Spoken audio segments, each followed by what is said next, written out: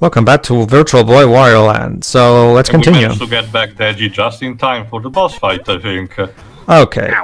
So in this one, like this thing will actually throw missiles at you, so you have to try your best to.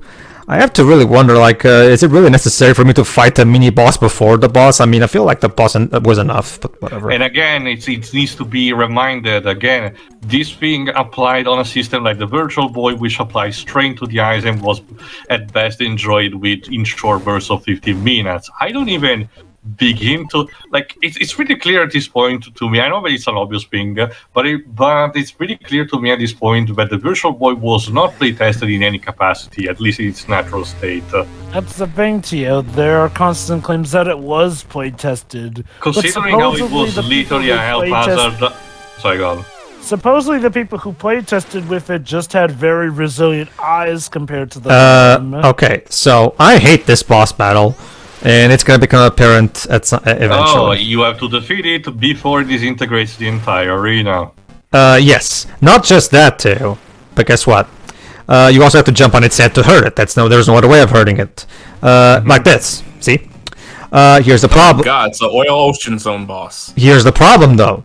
With every one of the 3 hits, he ducks behind, like it ducks into the quicksand all the faster. See, like that. See, as a result, your timing. I'm not kidding you. By the time you're perfect, yeah. Yeah, you have to perfection on your timing. Is basically. Well, that worked, I guess. So yeah, as you can probably guess, I'm using save states right now. Fair enough. It's because. See, look at that. See, the timing is ridiculous. I mean, look. I can't even touch it to other Nintendo games. Look at Mario 64 or other games at the time. Like, like the typical Nintendo boss design involves the patterns being easy to telegraph. And yeah, if anything, the average boss fight for a Mario game was considered too easy back then. Yeah. There you go. See, like basically, I have to start my jump even before he comes up. Otherwise, I will not have time. You basically have to have lightning fast reaction times to get this done. Like seriously. And again, like Teo said, remember, think about doing this while your eyes are bleeding from all the red. Like seriously.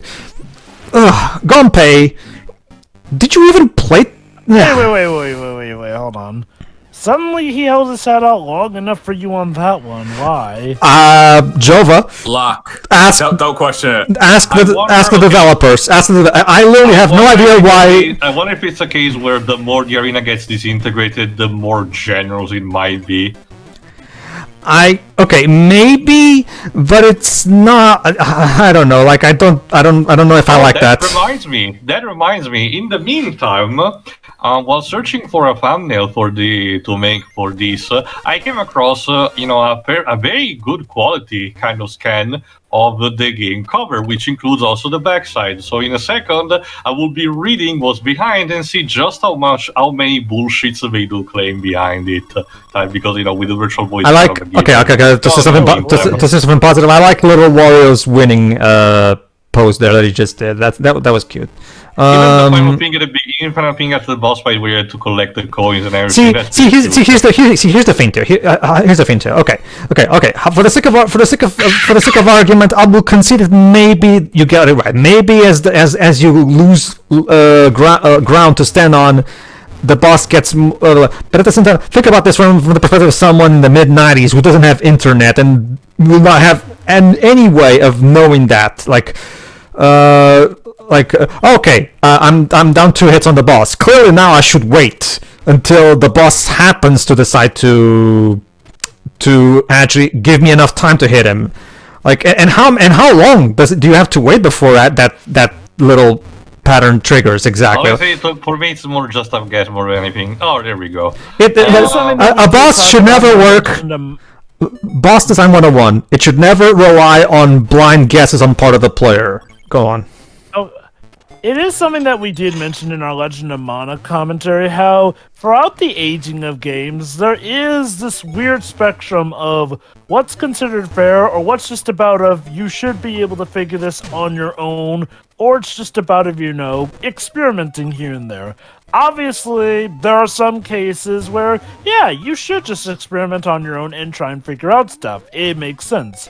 However, when something just isn't intuitive of a design here and there, it's bad. Like, okay, for example... And I want to remind you, Jova, if you die, you start all over. So... Yes, that is legit a big problem here. Like, okay, let's do something on the spectrum here. Somebody complaining that they can't find a way to progress in Metroid Dread because they didn't think to shoot hidden blocks, which has kind of been a thing since the first Metroid game here.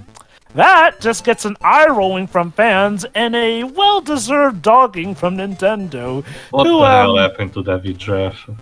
I really don't know. But see, that's an example of just, okay, the game is intuitive and does give you subtle hints to that. Mm-hmm. Then, okay, now let's go to something a bit more medium, like I've mentioned constant times. If you don't mind me, Jova, let me just explain what this is. Basically, you have to throw this watermelon, and you have to have the watermelon hit the button to move on. Meaning, once again, you have to be very precise with your timing. You have to know exactly what, because of how long it takes for the watermelon to actually get to the button, you have to make sure you throw it before the button is even near it. So basically, yeah, you're gonna have to keep trying over and over to see if you can get the timing down. And wow, another Mario game with watermelon. That's frustrating. Shocker. Yeah, I guess I Nintendo and watermelon is always a bad sign. Go on, Jova. But yeah, going up the spectrum of stuff. Now, for something that's for something that's equal parts intuitive but equal parts frustrating, is again let's call it the typical Square Enix RPG in the 90s here. Stuff like the Final Fantasy PlayStation trilogy. That's stupid. Sorry, go on. What just happened? Oh, bad, yeah. Something like the Final Fantasy 90s trilogy, or the PlayStation trilogy as I like to call them, and also Legend of Mana here. Again, you can check out our full commentary of Legend of Mana to get the gist of it. But essentially, there is legit a bout of cryptic stuff that you really will not get. And yes, one could argue it's not always, required or not something you need. However, one could just as easily argue that it could be some very important stuff, some of which can get very cryptic, and not to mention the fact that with Legend of Mana, part of the game is literally about the side quests that you fill out. Yeah, the fact that you can get locked out of some of those because of some cryptic stuff is pretty BS. That said, there is arguably enough of it that you can get through the game without needing to look at a guide. However, it is arguable that you may need a guide to get the most fun. And then we come to examples where it's just cryptic stuff after cryptic stuff after cryptic like stuff. Zelda 1? Zelda 1, Castlevania here's the thing 2. with Zelda 1. You need a map to play that game. Not just a map, it goes beyond just needing a map, I assure you. Go on. Regardless, I beat that game for the first time last year, and I had a friend just read me the maps, like, go left, go right. So I was like, because I wasn't dealing with that. Anyway, back to my point, though. Yeah, on the other end of the spectrum, we do have the games that, while they can be fun, arguably do need a guide or map, or incredible luck, or just amazing memorization skills to have a good time with. Not saying they're inherently bad games, but they can just be stuff that it's incredibly unintuitive. That said, if you do know them like the back of your hand and know the tricks, then yes, they can be fun. And then there are the games that aren't fun even when you do learn all the tricks and stuff with the guides and maps, but I don't want to talk about those. Let me ask a question, Jova, just out of curiosity. Going to what you just said, where do you think Pokemon Gen 3 fills in that spectrum that you mentioned? Are you talking about in the case of the Regis? Both the Regis and discovering Rayquaza in Ruby and Sapphire, since you have absolutely no indication or hint of what to do. Okay. That one's a bit of a toughie, I'll admit. Funnily enough, as a kid, I did actually buy the paperback guide back in the day. And ironically enough, while I was playing Ruby and Sapphire, I'd gotten the Emerald one. So I was left a bit confused when some things didn't mesh here and there. That said, why isn't Sky Pillar opened? So when it comes to the Regis, That's the weird thing. Those feel like Pokemons that were intentionally made to encourage getting guidebooks here and there, given the whole translation stuff. I actually didn't need it because, remember, every manual came with a complete conversion of the Braille alphabet. And just telling you, you will be needing this at some point in the game. Look out for it. Oh my so you God, know what? Yes, at least my copy had it. All right. I don't recall my copy having it, but if they did do that, then... Okay. But anyway, yes, Pedro? You know, Nintendo developers, Gunpei, okay, whoever's responsible. If you're really going to have this gimmick where I just keep trying my best to get the super precise timing right, you could at the very least not have a timer. Just saying. Not to mention again the whole straining on the eye you keep mentioning. But go on, Jova. I will read the back cover later. Okay, if Nintendo did provide that stuff in manuals, then that's a bit of a special case because, you know, at the very least, you know, while it's experimental, they did provide the proper clues and whatnot and didn't do it in a stupidly cryptic fashion. Now, unfortunately, the problem with like game manuals with the Game Boy Advance is that you can easily lose those. They weren't like it wasn't until like the DS where it's like, okay, yeah, you can actually store them in a proper box. Oh yeah, and the whole used game market thing didn't help things. But regardless though, I will give them credit that they at least did try to make a workaround for that. That being said, I will agree that it is somewhat cryptic on the nature of finding some of the legendaries, especially the Sky Pillar. Now, granted, to be fair, by the time of Emerald, it's literally a story plot point that you do need to find the Sky Pillar. So, I'm gonna give them this, that Rayquaza in Ruby and Sapphire is kind of like that one extra thing. Again, it really is about a variance here. I'd argue that the game as a whole still has enough on its own that first, Crypticus finding Rayquaza may be considered. I don't consider it too bad, especially since that's just one thing. Compared to something like Legend of Mana, which has a lot of things, which are just, like that. It's like, oh god, like, I really hate the second half of this game because it can be, it's so, that gimmick with the watermelon is so annoying. It's like seriously, Nintendo, okay, we need somebody at Nintendo. Every time a developer that starts to put a watermelon in their levels, we need someone to whack them with a newspaper. Because the 2 times I've seen it attempted, it never went well. Like seriously. I don't think anything went wrong with the watermelon in Odyssey.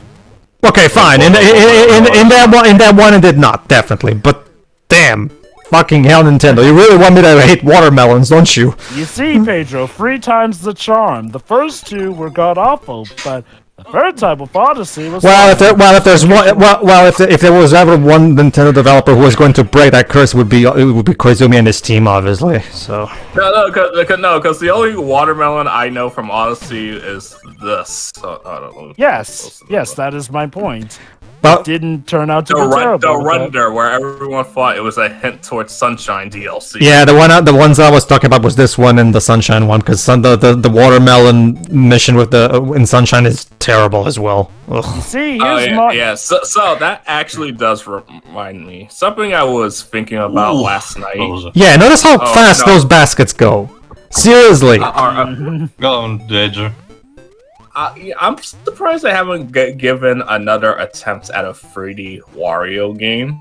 And I feel like the Spyro 2 direction would fit it better than what they did with Wario World. I thought they asked already, but like, how is Wario World? It's okay, but it's definitely not something that... Like, how does it even play? Like, it's more of a beat 'em up. It's more of a beat 'em up than a natural platformer. Like Deji said, the collectathon Spyro style would be a lot more fitting of Wario than a beat 'em up. I mean, yeah, Wario does beat the crap out of enemies, yes, but not only do we have to throw one watermelon, we have to throw 2 this time because and one of the baskets is already occupied by the watermelon. The developers were really proud of this watermelon gimmick. Seriously. Alright, anyway, there you go. The back cover has only one screenshot of it, still nothing, with the caption "Actual gameplay is 3D." Okay. But it reads this. Be a bad guy and team up with devious Wario in a virtual underground world. Yikes! Get ready for a devious adventure. Yikes indeed. Treasure hunt with the infamous scheming Wario. Capture the shining gold and vast treasure locked deep inside a hidden cave. But beware of poison ponds, perilous prisons, endless walls, and creepy woods. Make a quick change into Sea Dragon Wario, Eagle Wario, or Bull Wario, and utilize their mighty strengths. Blow away enemy caves defenders with body attacks and power actions. Succeed in this greedy plot to seize the riches of his underground world and find his key to freedom. And with 4 bulletin points. Wario returns, and this time he's gone virtual. All caps. Incredible 3D graphics and astounding levels of scheming action. Okay, I will give it that. The animation is pretty good if you like just look at it like this. Amazing multi-dimensional cave environments take you deep into a secret underground world. New enemies and bosses increase the fun and challenge. Great. I guess it's Okay. No, okay. I will agree with one word from that sum up. Yeah, the word yikes. Yeah, that's a word that actually does fit for the situation. Thank you, guys. That one on the box. Yikes. Also, Also, there's a beaver for some reason taking note of my progress, and I don't know why, but whatever. It's to save your game, okay? I guess. God damn, that watermelon level sucked. Jesus. What? A beaver can't save your game? What are you, discriminate against beavers? It's Well, the one's named Justin anyway. It's because it's just not that entire thing was just not fun. It just wasn't. Anyway, all right, let's continue. And now we're kind of in a haunted house, kind of. I mean, there's no ghost. You'd think there would be ghost enemies in here, boos. If you don't want to bring the boos, at least the generic ghosts. I mean, but for surprisingly, unlike with the ghost levels in Wario Land 2 and 3, there's no ghost. Because typically, I'm guessing they didn't want to be obvious and they wanted to have different types of enemies. But look at that. What is that thing even supposed to be? It's a haunted mask. Wait. Yeah, a mask. I guess a tiki-esque mask, or at least let's. Those are things you hang on the wall. I guess. Actually, that's a good segue. Yeah, we saw Spider-Man. Well, that's one. Not just that. Even if you read it, Kraven the Hunter obviously has something like that. But I actually do have a couple because might as well give this a small story time. One of my uncles was actually a sailor, and he actually did participate in an actually promotional hospital tour that circumnavigated the entirety of Africa. And as such, at some stops, he actually bought some souvenirs, including some masks. And after he passed away, they actually didn't know what to do with those, so I asked if I could actually have them, as a memento and everything. I will give some photos later privately. One of the problems are there any masks that grants you superpowers among them? I hope not, because otherwise I will feel very culturally insensitive. Go on, Pedro. Wait. But what if you just turned green and act like Jim Carrey? That's the thing, that these are African masks, not Norse. The problem with we're trying to take down those tiki mask things is how the hitbox is. You have to be super precise, because if you're even slightly to the left or even slightly to the right, you'll hit the blade instead of the actual button. So this game demands super precision for you, which again, it wouldn't necessarily be a problem if they wanted to make the game difficult. But yeah, I can only imagine how it was like back in the day trying to play this in the conditions that you were supposed to. Also, Tio, don't be surprised. There are plenty of franchises where it's African masks that give the superpowers instead of a Norse mask. Also, we also found a jar that had an enemy for me to kill. I don't quite understand what this was confusing. Also, it is. Yes. Also, Pedro, you never told me that the Tikis harassed Wario before they went after DK. I don't know what to tell you, Jova. To be honest with you, like I said, I only found out I only played this game earlier this year for the first time. So Yeah. I'm surprised you didn't know about this game beforehand. Oh, I knew. Of course, I knew beforehand. It's just that I never got around to playing because I didn't have the emulator to do so. But now I do. So. We have the technology. Yeah. Play the Virtual Boy without hurting in hindsight, eyes. the Tiki enemies were kind of random for Donkey Kong. I mean, they were fine. It's just that most people prefer the Kremlings significantly. Yeah, I prefer the Kremlings too. The Kremlings, I feel like the Snowmats did fulfilled the enemy role better. Fair from point. Tropical Freeze. Yeah. That said, I do hope that with Smash bringing back relevancy to them, that we can see a return of the Kremlings in the next DK game. Yeah, same. It wouldn't be quite the same without 90s Rare's witty humor, but yeah, I still would like an. Oh, anyway, mini boss now. I will give him this. I mean, based off of how he plays in Smash, I do feel like present day Nintendo could do a lot of good with King K. Rool. Well, you know, they seem to have plans with the DK IP, considering they have a amusement park. Well, to be fair, that's an amusement park. Like, I'm waiting to see what they have game-wise planned. So I took a wild guess. Yeah, but it's like it probably will lead into something, you know. I will say that the theme park does seem like it's off to a pretty good start. Lord knows it's better than SeaWorld's Ocean Quest. Alright, so here's the idea behind this boss battle that I'm figuring out as we go. The basic point is you're supposed to... Oh, wait. This is a boss battle? Kind of. But we're about to reach it, Jova. Well, we were just there earlier. It's just that you probably didn't pay attention a lot. Here we go. This one. Well, Okay. Well, it locks us in until we beat it. It's so smiley, I guess. It's weird. Like something about this feels so mundane compared to the other bosses for some reason. yeah, it's meant to be like a mini boss type deal.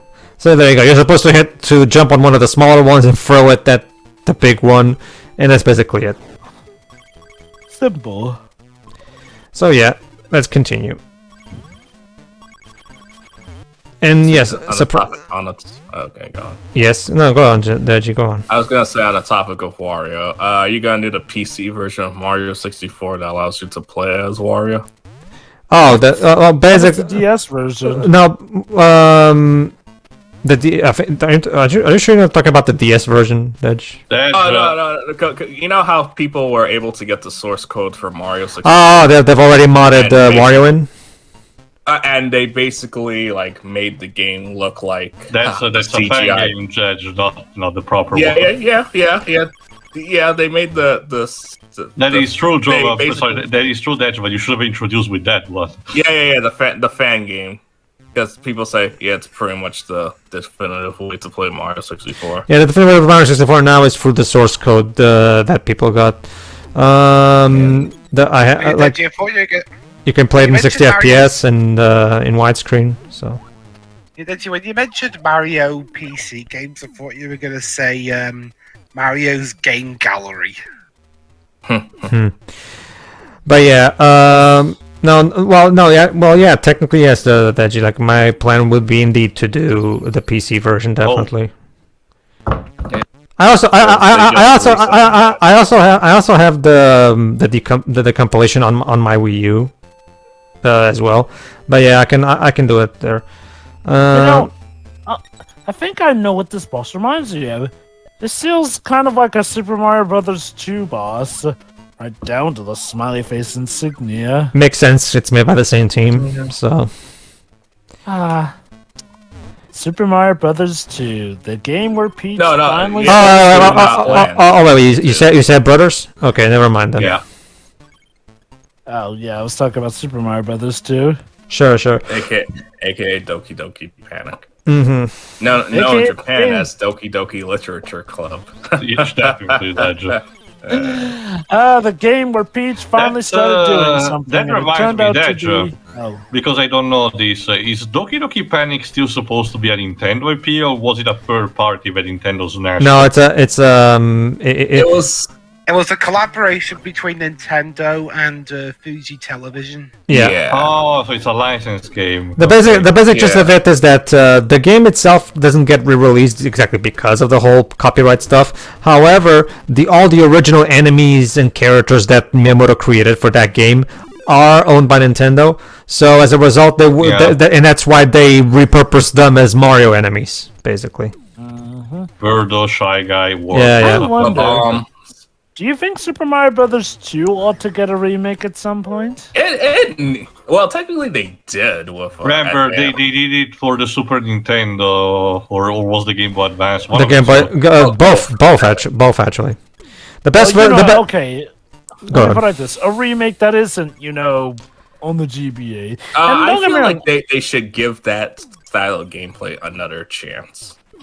What, you mean the whole not being able to jump on an enemy, but you can pick them up from above them? Yeah.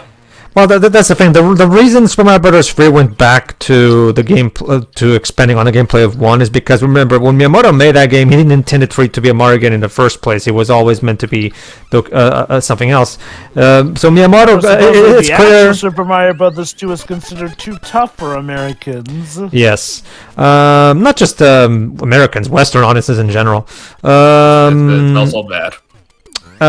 Yes, but we can talk about that. The point is, I really get the feeling that it's just because Miyamoto probably doesn't really consider that in his mind a proper Mario game, because he didn't envision it as one.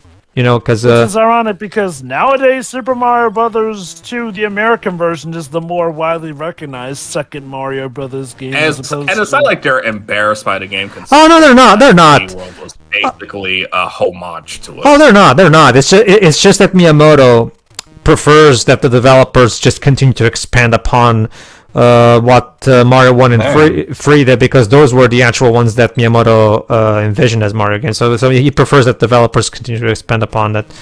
Man, they really want you to fight this boss so many times. Yeah, that's the problem too. The game has a lot of padding, which you could tell which is interesting, because again, the shorter this game is, the better. Or developers, or have you forgotten the visuals of this fucking console? Jesus Christ, I cannot even imagine what it was like for someone to try to beat this thing first time on the actual bloody console. Teo, you tried the console yourself. Could you imagine beating this game from start to finish while looking at that thing? No, as I mentioned multiple times, my eyesight is actually considered medically, quote unquote, at least for the time being, perfect. A 10 out of 10 on both eyes. But no glasses needed. Nope. As if glasses make you smarter. I need glasses. But yeah, just playing for a bit Mario Tennis on that thing was really straining to me. I really dreaded the poor souls who spent so much back then to get actually this being the few ones we did actually, and still, and probably the endless migraines that they had. Yeah. Anyway, in the next part, everybody, we finally put this game to rest. Yeah, the game is very short, still, fortunately, and even still has padding, as we just commented. It's interesting. All right, see ya. See ya.